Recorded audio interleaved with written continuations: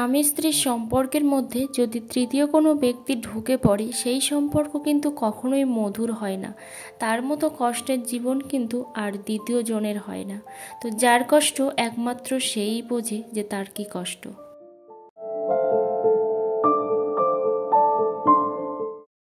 Hello everyone, good morning. আমি Anumita, blogger অনুমিতাতে তোমাদের সবাইকে জানাই অনেক ভালোবাসার অনেক স্বাগত।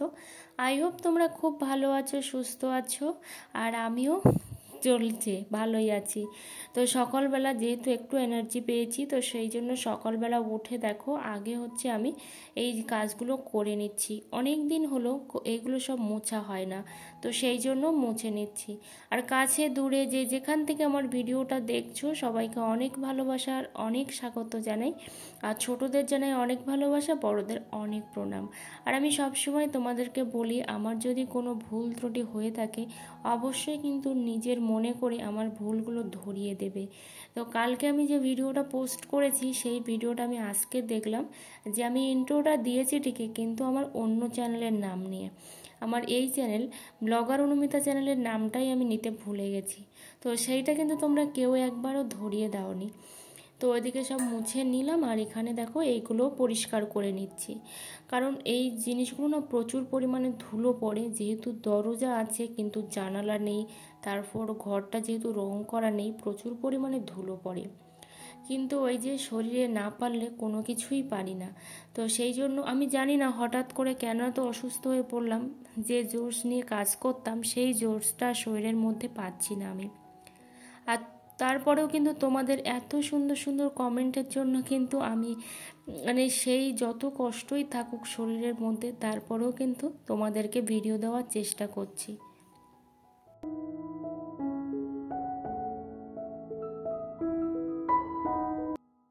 একটা স্বামী স্ত্রীর সম্পর্ক হলো পৃথিবীর সবথেকে মধুর সম্পর্ক, যে সম্পর্কের মধ্যে কিন্তু দ্বিতীয় কোনো বন্ধুর প্রয়োজন হয় না।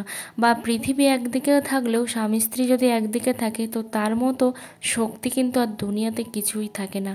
কিন্তু সেই স্বামী স্ত্রী সম্পর্কের মধ্যে যদি তৃতীয় কোনো ব্যক্তি ঢুকে পড়ে তাহলে কিন্তু সেই সম্পর্কে বন্ধুত্ব তো দূরের কথা, বন্ধন তো দূরের কথা, মানে মনে হয় পৃথিবীর সব থেকে খারাপ সম্পর্ক হলো স্বামী স্ত্রীর সম্পর্ক।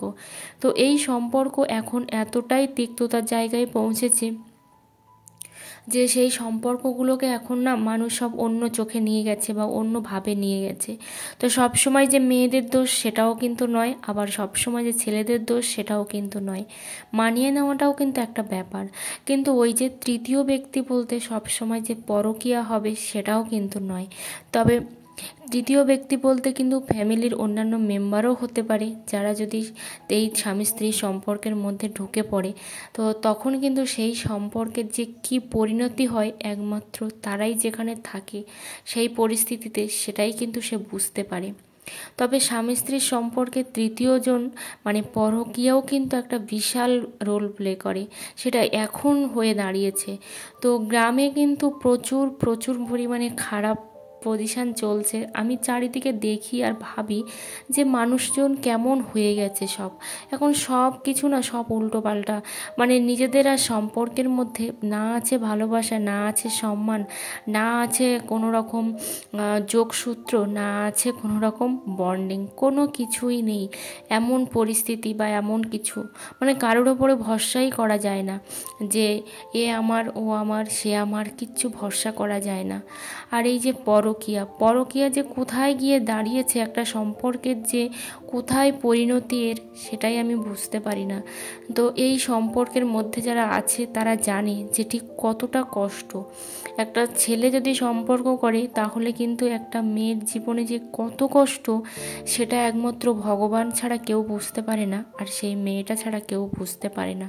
কারণ সেই মেয়েটা যদি কোনো অসুখও করে, কোনো ক্ষতিও হয়ে যায়, সেই স্বামীটা না ফিরেও তাকায় না। আবার যখন একটা স্বামী যখন পরকীয়ার মধ্যে জড়িয়ে পড়ে তখন তো বউটার অবস্থা খুবই খারাপ হয়ে যায়। আবার যখন একটা বউ জড়িয়ে পড়ে পরকীয়ায়, তখন কিন্তু সেই স্বামীটার অবস্থা যে কোথায় গিয়ে দাঁড়ায় তার কিন্তু কোনো ঠিক নেই।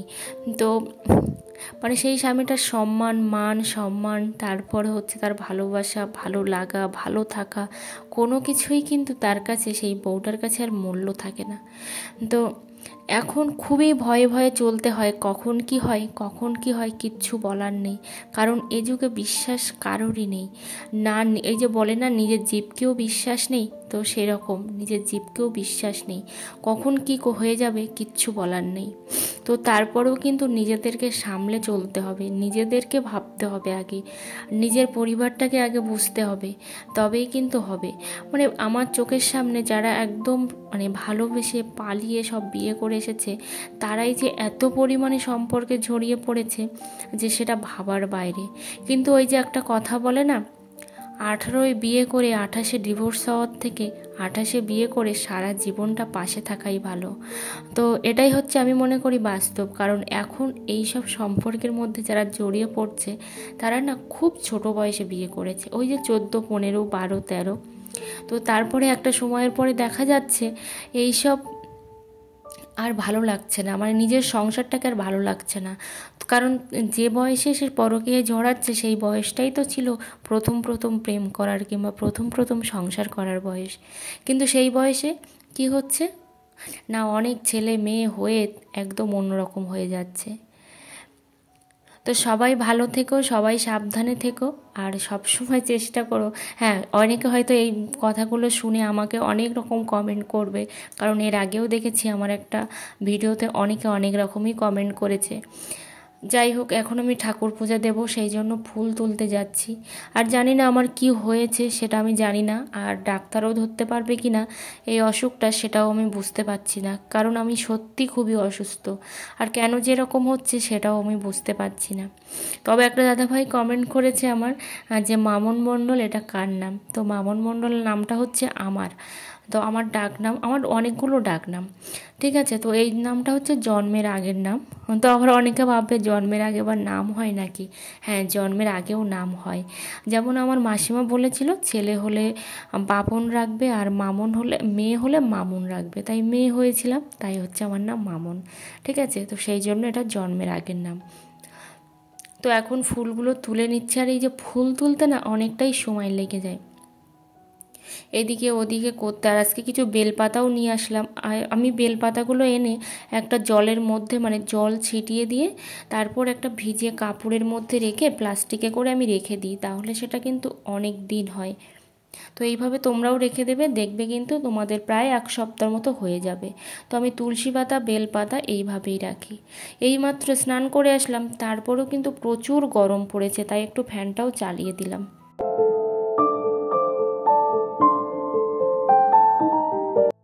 আমি যখন রোজ ওয়াইটি স্টুডিওটা ওপেন করি তখন দেখি আমার না রেগুলার সাবস্ক্রাইবার কমে যাচ্ছে। তো এটা দেখে বেশ ভালোও লাগে যে একটা সময় মানুষ আমাকে সাবস্ক্রাইব করেছে আবার আনসাবস্ক্রাইব করে চলে যাচ্ছে।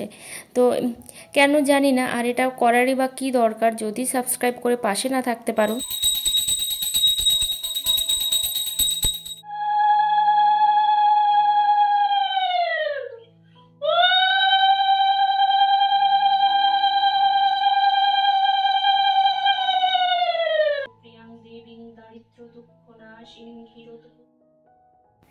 দেবী লাইফস্টাইল 1, 2, 3 দিদিভাইটা লিখেছে আমার ভিডিওগুলোতে ভিউজ আসে না। তো সত্যি ভিডিওতে এখন ভিউ কেন জানি না একেবারেই কমে গেছে, আমারও তো আসছে না। তারপর হচ্ছে একটা দিদিভাই লিখেছে সুস্মিতা বিশ্বাস, উনি আমার থেকে অনেক বড়, আমি সকাল থেকে রাত পর্যন্ত যে কাজ করি সেই ভিডিও দিই, তাহলে আমার ভিডিও কোন ক্যাটাগরির? তো আপনার ভিডিও হচ্ছে পিপল অ্যান্ড ব্লগস ক্যাটাগরির। তারপর একটা দিদিভাই লিখেছে দোলা বিশ্বাস, তোমার ভিডিও খুবই ভালো লাগে, তুমি আগে সুস্থ হও এই কামনা করি। তো অবশ্যই সবাই একটু আশীর্বাদ করবেন যেন আমি খুব তাড়াতাড়ি সুস্থ হয়ে যাই, কারণ আমার সত্যি খুব অসুবিধা হচ্ছে। বাবলি সরকার 4, 5 5.2 খুব সুন্দর হয়েছে ভিডিওটা। ব্যাকগ্রাউন্ড মিউজিক কোথা থেকে দিয়েছো দিদিভাই? তো ব্যাকগ্রাউন্ড মিউজিকটা আমি হচ্ছে ক্রোমে যে ইউটিউব স্টুডিও আছে ওখান থেকেই কিন্তু আমি ইউজ করে থাকি। তো ওখানে হচ্ছে কপিরাইট ফ্রি ব্যাকগ্রাউন্ড মিউজিক পাওয়া যায়।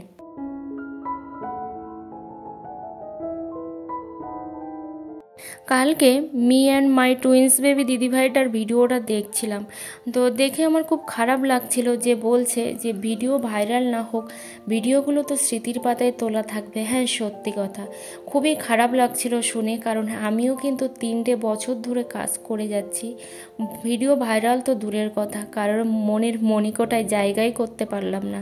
তো সেগুলো না খুবই খারাপ লাগে। অথচ যারা দেখি খুব রাফ ভিডিও বানায়, উল্টোপাল্টা ভিডিও বানায়, তারা কিভাবে ভাইরাল হয়ে যাচ্ছে। মানে হয়তো 2 মাস 4 মাস কাজ করছে, সাথে সাথেই দেখি একেবারেই ভাইরাল। বাড়ি গাড়ি থেকে শুরু করে কত কিছুই হয়ে যাচ্ছে। তো আমাদের বাড়ি গাড়ি কিচ্ছু করার দরকার নেই, কিন্তু তবুও যদি মানুষের মনে একটু হলেও জায়গা করতে পারতাম, তাহলে মনে হয় তার থেকে সুখ আর কিছুতেই হতো না। কিন্তু ওই যে শুধু গাদার খাটুনি খেটে যাচ্ছি এই 3টে বছর ধরে। তো ওই দিদিভাইটার ভিডিও কিন্তু আমি এখন থেকে নয়, ওই যে একটা প্রেগনেন্সি জার্নির একটা ভিডিও আছে, প্রায় বোধহয় অনেক দিন আগের কথা, তখন থেকে আমি ভিডিওটা দেখছি। তখন কিন্তু খুব ভালো করে এই দিদিভাইকে আমি চিনতাম না তখন থেকেই।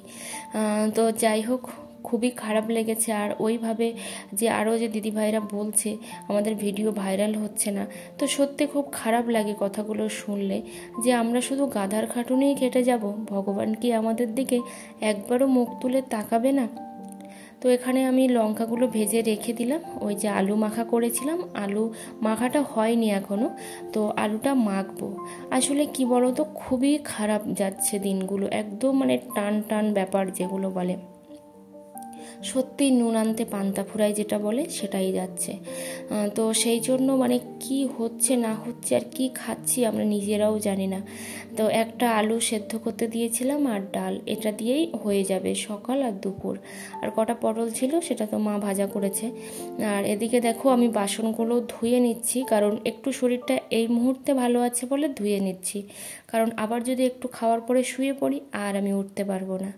তো এদিকে আমি এই যে কড়াইটা, এই যে এত বিরক্তিকর কড়াই, একদমই কিন্তু উঠতে চায় না, খুব কষ্ট করতে হয় এর পিছনে। তো তোমরা অনেক ভালো থেকো আর অনেক সুস্থ থেকো। তো এই যে দেখো আলু মাখা নিয়েছি, আলু মাখা নিয়ে বসে পড়েছি। আগে কিন্তু আমরা তরকারি ছাড়া খেতামই না, মানে রেগুলার অন্তত 4টে-5টা তরকারি। আর এখন পজিশানটা যে কোথায় গিয়ে দাঁড়িয়েছে, ভগবান যে কবে মুখ তুলে তাকাবে একমাত্র সেই ভগবানই জানে, আর কিন্তু আমরা জানি না। তো এখন হচ্ছে সন্ধ্যা হয়ে গেল, রাত্রেবেলাও দেখো সেম আলু মাখা, কি আর করব জানি না, আর কোথায় যাব সেটাও জানি না। তোমরা পাশে থেকো, সাথে থেকো, আর ভিডিওটা ভালো লাগলে অবশ্যই একটা লাইক কমেন্ট করতে ভুলো না। আর চ্যানেলে নতুন বন্ধু হয়ে থাকলে অবশ্যই চ্যানেলটা সাবস্ক্রাইব করে দিও।